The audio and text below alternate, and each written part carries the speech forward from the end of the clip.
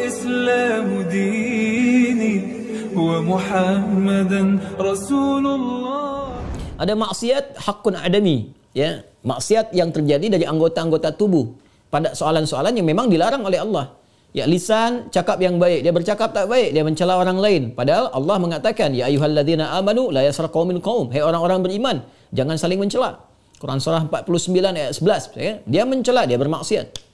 Semua jenis maksiat ni, baik terkait hubungan dengan Allah ibadah atau terkait dengan interaksi sosial dalam kemanusiaan, muamalah, itu cara mengobatinya untuk kembali pada jalur yang benar. Cara pertama adalah dengan bertobat.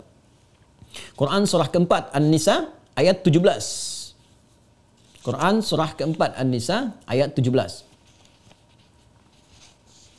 Innamat taubatu 'ala Allahi lilladzina ya'maluna as-su'a bijahalatin thumma yatubuna min qarib. Sungguh taubat yang diterima oleh Allah itu subhanahu wa ta'ala, taubat yang diterima oleh Allah itu subhanahu wa ta'ala adalah taubat dari perbuatan buruk, su.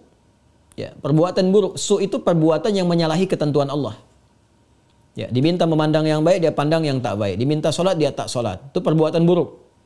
Dan sumbernya dari nafsu yang digoda oleh setan.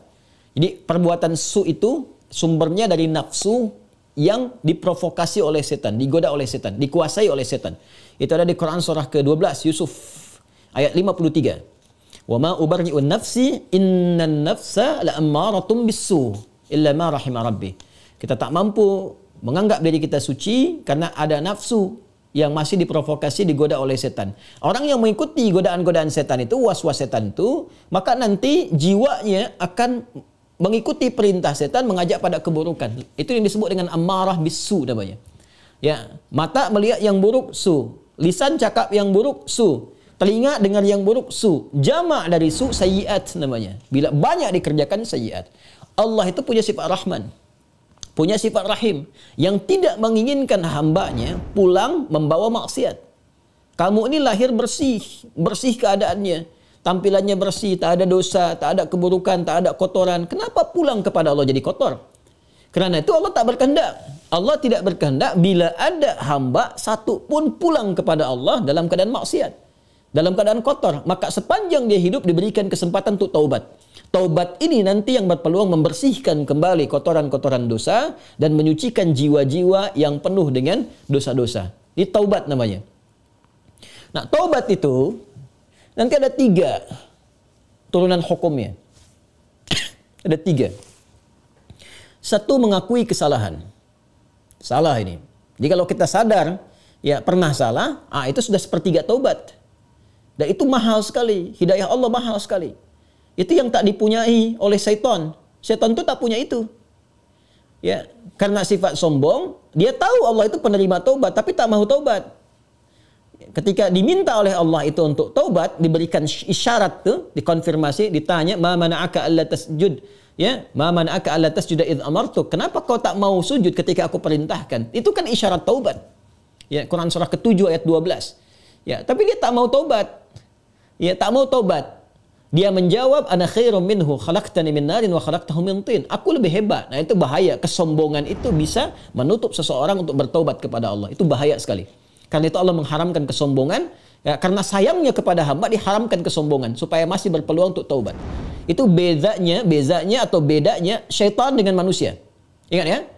Manusia salah karena ada nafsu, tapi manusia taubat. Adam manusia diberi contoh oleh Allah, ya, supaya bisa diteruskan pada anak cucunya. Diberi contoh, Adam keliru, lalu kemudian diberikan jalan taubat. Al-Baqarah ayat 37. Fatalaqqa Adamu min rabbih kalimatin fataba alaihi. Adam menerima talaqi ayat-ayat taubat. Ya, dia memohon kepada Allah, Rabbana zalamna anfusana wa illam taghfir lana wa tarhamna lanakunanna minal khasirin. Taubat dia, diterima taubatnya. Syaitan salah, diberi kesempatan taubat, dia tak taubat. Ya, jadi jangan ikuti jejak syaitan. Wala tattabi'u khutuwatis syaitan. Quran surah kedua ayat 168. Jangan ikuti langkah syaitan. Kita beza dengan syaitan, kita beda dengan syaitan. Manusia salah, manusia taubat. Syaitan salah, syaitan tak kenal taubat. Jadi kalau ada manusia bersalah, pernah berbuat salah, tak mahu dia taubat, itu patut diduga boleh jadi sedang dikuasai oleh syaitan. Nah, jadi kalau ada pertanyaan, itu pertanyaan fitrah. Ya, saya pernah salah. Itu selalu ada fitrah itu. Ya, ya.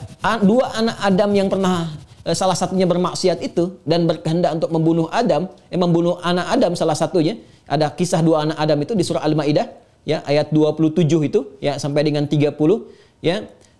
Watlu alaihim bil haqqi watlu alaihim naba ibna adam bil haqqi id qaraba qurbanan fataqabbala min ahadihima wa lam yutaqabbal min al akhar. Muhammad SAW kisahkan, bacakan kepada umatmu, ya, tentang kisah dua anak Adam yang diperintahkan untuk berkorban. Yang satu berkorban baik, yang satu tidak. Ya, maka yang satu diterima, yang satu tidak. Maka yang kecewa ini dia merasa cemburu, ingin membunuh. Nah, ketika akan membunuh ini fatawat nafsu lahu nafsuhu, fatawat tawa itu artinya naik turun. Ya, jadi enggak ya, lakukan tidak ya. Nah, itu di fitrah kita itu selalu ada bagian fitrah yang mencegah berbuat maksiat. Ada yang sifatnya mencegah dari awal, ada yang sifatnya menyesali. Ya, menyesali itu sambil mencela. Kenapa tadi saya harus marah nih sama anak nih? Kenapa tadi saya harus mencela dia? Kenapa tadi harus saya cemberut? Kenapa tadi saya harus berkata yang kasar? Padahal saya bisa berkata yang lembut. Nah, itu ada penyesalan yang kedua sambil mencela diri. Nah, bagian yang kedua ini setelah tak mampu mencegah dia menyesali, disebut lawam namanya. Sifatnya lawamah. Ya, makanya ada yang dikenal dengan nafsul lawamah. Diri, jiwa yang mencela. Kenapa melakukan itu? Nanti puncaknya terjadi di akhirat, saat kembali, saat hari kiamat. Ya, banyak orang menyesal, kenapa dulu tak begini? Kenapa dulu harus begitu? Nah, itu ada di surah Al-Qiyamah, surah ke-75 ayat yang kedua. La uqsimu biyaumil qiyamah wa la uqsimu bin nafsil lawamah. Ya, aku bersumpah, kata Allah, ya, ada di jiwa-jiwa itu sebetulnya yang menyesali perbuatan buruk itu kenapa terjadi. Nah, taubat itu karena harus membuktikan kesungguhan untuk berubah, itu harus menyentuh kepada jiwa yang terdalam tadi. Karena itu harus ada unsur pengakuan, yang kedua unsur penyesalan. Unsur pengakuan itu secara fitrah akan muncul dengan sendirinya. Karena itu kalau keluar dia di pernyataan, itu Masya Allah, itu sudah hidayah Allah yang sudah masuk ke dalam jiwa. Jangan tinggalkan. Cepat ambil.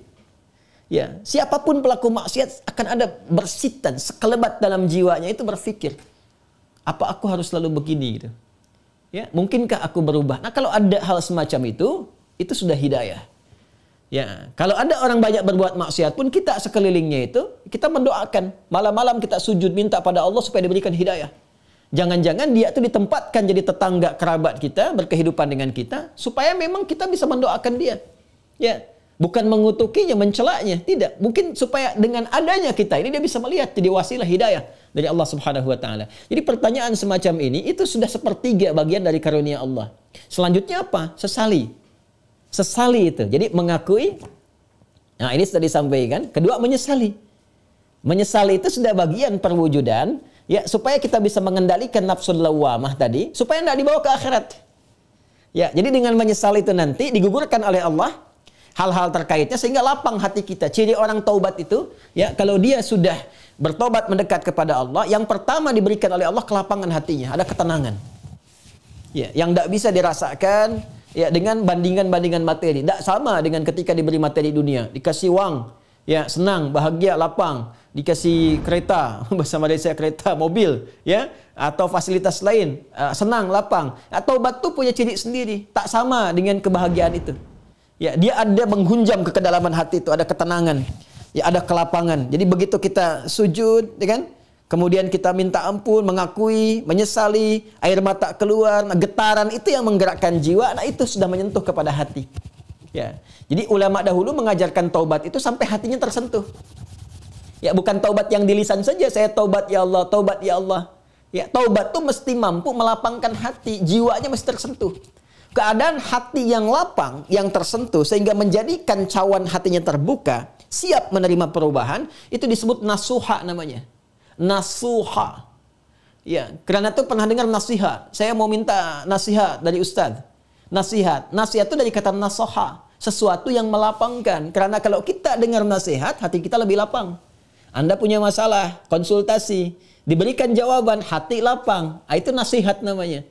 Ya, seakar dengan kata nasoha. Nasoha yansohu. Sifat keadaannya disebut nasuha. Karena itu kita mendengar ada ungkapan, istilah bahkan diambil dari ayat-ayat yang sampai kepada kita, taubat nasuha. Ya kan? Taubat apa? nasuha, taubat yang mampu melapangkan hati. Caranya bagaimana? Mengakui, menyesali. Penyesalan itu harus langsung bisa menyentuh kepada jiwa. Ya, karena itu ada ulama mengajarkan istighfar sekian kali supaya jiwanya tersentuh, bangun di malam hari, kan? Yang ketiga, di bagian terakhir, membuktikan perubahan dari hasil taubat itu. Membuktikan perubahan dari hasil taubat itu dengan beramal soleh. Dengan beramal soleh. Jadi kalau saya bisa ilustrasikan seperti ini. Bismillah. Ini salah. Perbuatannya disebut dengan su. Ya, dengan segala turunannya. Mata salah, telinga salah, lisan salah sampai ke kaki, itu perbuatan su. Jamaknya sayyiat. Ya, tadi Quran surah ke-4 An-Nisa ayat 17 yang menggunakan su, 18-nya sayyiat. Ayat 17, innamat taubatu 'ala Allahi lil ladzina ya'maluna su'a bijahalatin. Ayat 18-nya, wa laysatit taubatu lil ladzina ya'maluna sayyiat. Ya, dan seterusnya ayat. Ini yang jelek, saya silang. Lawan dari ini namanya salih. Jamaknya salihat. Wal 'asr innal insana lafi khusr illa alladhina amanu wa 'amilus salihat. Ya, man amana wa 'amila amalan salihah. Ini tunggal, ini bentuk jamaknya. Taubat adalah jembatan yang mengalihkan perbuatan buruk ini kepada amal saleh ke sini. Tadi diawali dengan mengakui, ya Allah salah nih. Nah, biasanya Allah bantu dengan hidayah, ada pengakuan itu. Ya, ada pengakuan dalam diri kita, mengakui kita berdosa, mengakui kita keliru, kan? Diberi jalan oleh Allah, diberikan sentuhan. Nah, ini anugerah yang pertama nih. Karena itu kalau ada diberikan ini, tadi saya katakan itu sepertiga dari anugerah. Sambut dengan penyesalan, menyesali. Menyesal ini tak hanya mengatakan, kita katakan saya menyesal ya Allah, tak. Sampai merasakan di hati itu kelapangan. Itu disebut nasuha. Taubat nasuha, taubat yang melapangkan kepada jiwa, kepada hati. Ya, sampai merasa tenang, enak, kan? Mampu membezakan antara ini keliru, ini benar, kan? Kita menyesal, air mata keluar. Makanya Nabi pernah menyampaikan dalam kondisi seseorang itu, Masya Allah, kan? Dia dalam keadaan sunyi sendiri, lalu menetes air matanya karena merasa berdosa, ya. Menyesal dia, menetes air mata dalam kesendirian karena merasakan penyesalan dari dosa. Seketika Allah turunkan ampunan untuknya. Ya, itu banyak riwayat-riwayat yang sahih. Yang ketiga, membuktikan keberhasilan dari taubat ini dengan merubah ini yang su, yang sayyiat jadi salih, salihat. Mengganti perbuatan buruk yang salah itu dengan amal yang saleh. Allahu Rabbi wal Islamu dini wa Muhammadan Rasulullah.